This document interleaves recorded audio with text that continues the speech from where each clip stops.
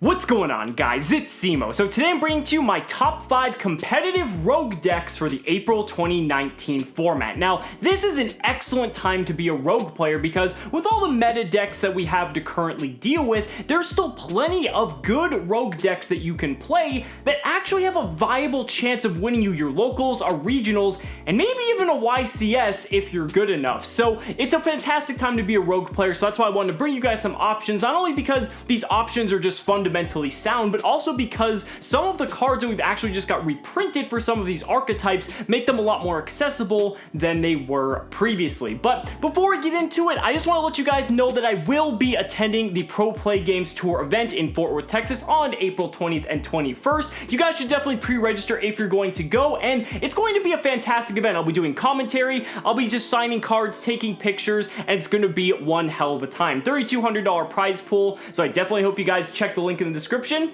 and I hope to see you guys there. But without further ado, let's go ahead and get right into it. Kicking things off with number 5, I went ahead with Crusade Guard Dragon. Now, Crusade Guard Dragon is a deck that we've seen kind of popping up here and there, but aside from YCS Chicago, the deck really hasn't had so much of a stellar performance, and that's why I have it at the bottom of the list at number 5. Now, just because it's at the bottom of the list doesn't mean it isn't like the worst out of all these decks. It's still a very strong deck for what it's worth. I mean, the deck has so many offensive capabilities. Just being able to assemble a massive board that's very similar to the likes of other combo decks we have in the format, like Danger Thunder Dragon, but it just does it in its own unique way and can do things that some of these other decks do not. Another thing I like about this deck is that it can natively run Kaijus, which is fantastic against your Sky Striker matchup, considering Sky Striker is like the best deck of the format. So being able to just completely shut down all of their back row, at least all their Sky Striker cards for the most part, and being able to combo off completely uninterrupted is really, really big. I mean, even going second, the deck can still play through, multiple forms of disruption depending on where that disruption falls, and be able to just OTK your opponent like a good combo deck should. I think where this deck falls flat, though, is the fact that there are very key points in the deck strategies that if it gets interrupted in those particular instances, the deck and the strategy will just completely fall apart, and that is why the deck is probably having a more difficult time. With decks like Sky Striker and Salamander just being able to play a plethora of different hand traps at their disposal, it makes it more difficult for these combo decks that have these choke points to be able to push through and make it into the top cuts of these higher tier events. But it's still an interesting deck. It's still cool to see it doing well. I mean, I even showcased a match of it on the channel not too long ago going up against Sky Striker, so you guys can check that out if you're more interested in seeing that strategy. But moving on to number 4, we have a deck that actually just got a majority of its cards reprinted in dual power, and that deck is Necross. Now, Necross is a deck that has started to pop up here and there. We saw it like pop up at the UDS. I have a deck profile for that if you guys want to check that out. We've seen it like almost top YCSs, and it's just always been on like the brink of greatness, but it just hasn't been able to do it consistently enough, which makes it a very solid rogue contender, because if you go into any high tier competitive event, your opponent is most likely not going to anticipate that you're going to be on Necross, which gives you a very distinct advantage, especially if your opponent hasn't played a lot of Necross or just basically doesn't know what a lot of your cards do, and that's kind of like the embodiment of what a rogue deck is good at. So when it comes to Necross, the reason why this strategy is so good is because Necross of Unicorn, although it is only at 1 copy, being able to negate the effects of monsters that come out of the extra deck is just insane, because so many of these decks now are actually just kind of centralized around the extra deck and the effects of those monsters from the extra deck, that if you basically lock them down, they're not really doing a whole lot. And yeah, Unicorn only has, 2,300 attack, but when you back it up with stuff like Valk, which makes it so they can't run it over in battle, when you've got stuff like Trishula to be able to protect it from being just popped by targeting effects and different things like that, it's really, really cool just having this kind of protect the castle style game plan, but also backing that up with the fact that Trishula can just get dropped on your opponent and basically banishing 3 cards on their field. You could summon Valk, which is basically Pot of Greed if you don't want to use it as a battle fader, and not to mention the deck is so consistent. I mean, Preparation of Rites is back at 3. I mean, sure, it's back off the ban list and might move even further down the ban list on this upcoming one in the next few weeks. There's so many good things about Necross, not to mention Mega Zaborg, which also got a reprint in dual power, by the way. It's just an incredible way to blow out these extra deck oriented strategies. I think this is kind of like the definition of a rogue deck in this particular format, and that's why Necross has seen success at the higher tiers of competitive play. So I think the biggest difficulty here is the learning curve is very steep because Necross doesn't really play like a lot of other decks, and I feel like if your execution is poor, it's not going to bode well for you, and you really have to know how the meta works in order to see success with this deck. So if you like dual power and you've got, a ton of the Necross cards, or maybe you've always wanted to try Necross, this is probably going to be an excellent point to do that. Now moving on to number 3, we have a deck that has actually been tearing it up on the regional scene as of late,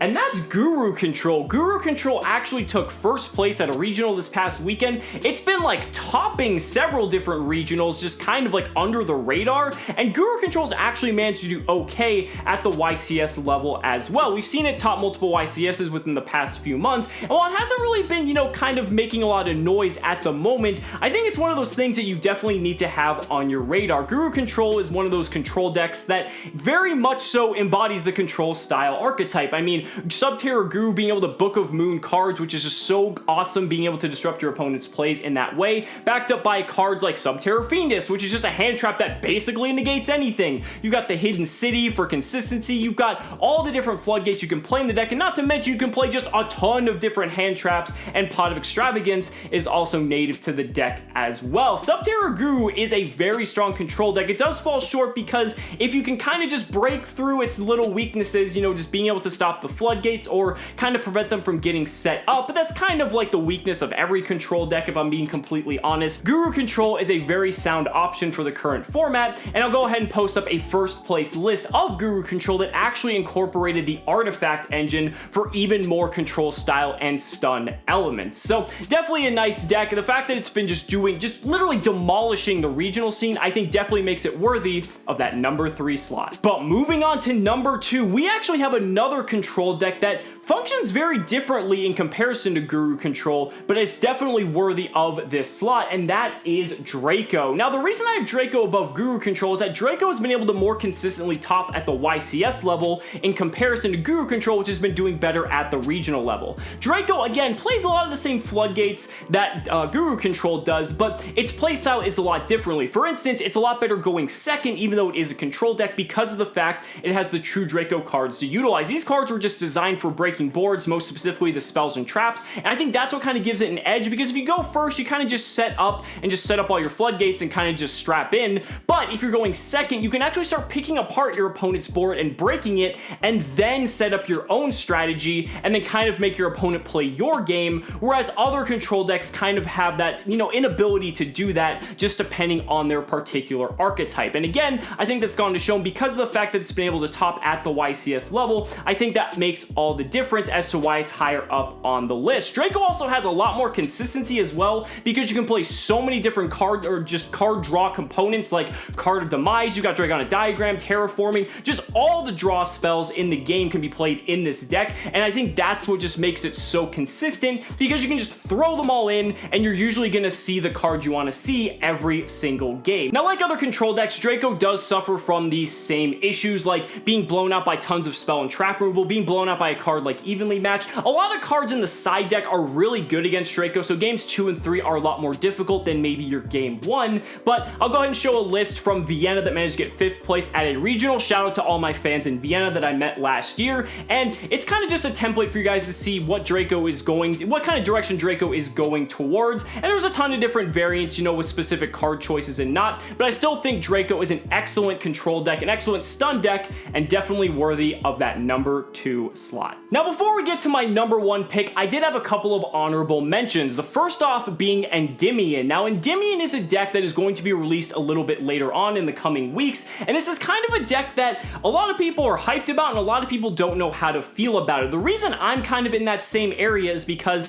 seeing the OCG, the deck really hasn't done anything for the most part, and a lot of people are saying, oh, it's like the next tier 1 Pendulum deck, because like the boss monster is insane, and you have monsters that can like special summon stuff out of the deck. But again, we'll just have to see what people are capable of. Now, obviously, when we have the first events come around, we'll get to see what the deck can really do, but I'm still kind of unsure, which is why I wanted to throw it in the honorable mention category, because it has the potential, but I'm not sure if it will make it there all the way. And the second one is Burning Abyss. Now, Burning Abyss, again, has kind of just been around forever, ever since it was released, but we are getting Cherubini in Dark Neostorm at the end of the month. So this is a deck that when Cherubini is released, it'll be kind of of interesting to see if that's actually enough to bring the deck back into meta relevance, but until that point, we'll just have to see. But it's a nice deck you may want to invest into for the time being, just because the price point on the cards is very low, and the pretty much potential for the deck is insanely high. But that's gonna bring us to my number 1 competitive rogue deck of the April 2019 format, and if you haven't already figured it out, I went ahead with Pendulum Magician. Now, similar to Draco, Pendulum Magician is also one of the decks that's been able to more so consistently sneak in at the YCS level, garnering like 1 or 2 top cut slots every single time we get one of these YCSs. Not every time, but you always see in my pie charts and my meta-analysis videos that there's usually 1 or 2 in there alongside like maybe 1 or 2 Draco. And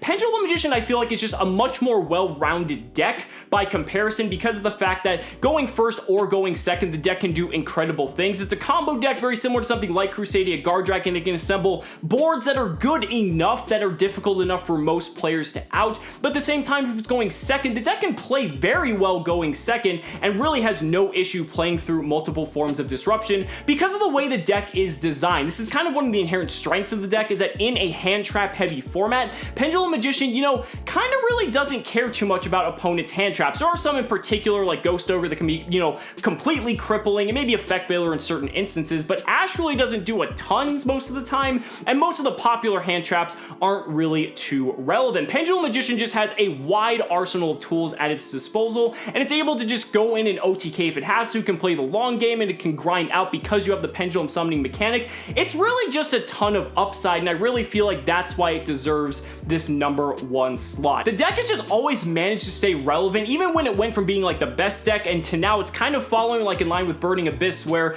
it's always like relevant and you always need to have it on your radar, because you never know, you might end up being at the top tables at a YCS and you might end up playing a Pendulum Magician out of nowhere, and if you're not prepared, that deck could just completely and utterly destroy you. But guys, those are just my thoughts. Let me know down in the comments what you guys think about your top rogue decks for the April 2019 format are. I'd really love to hear your thoughts. So guys, thank you so much for watching the video. Be sure to like the video as always, subscribe to the channel for more amazing Yu-Gi-Oh content, and if you found this video helpful, consider supporting me on Patreon or becoming a YouTube channel member, because just by showing your support in any way that you can, you're investing in my ability to continue bringing you amazing Yu-Gi-Oh content. So thanks so much again, and we'll see you next time.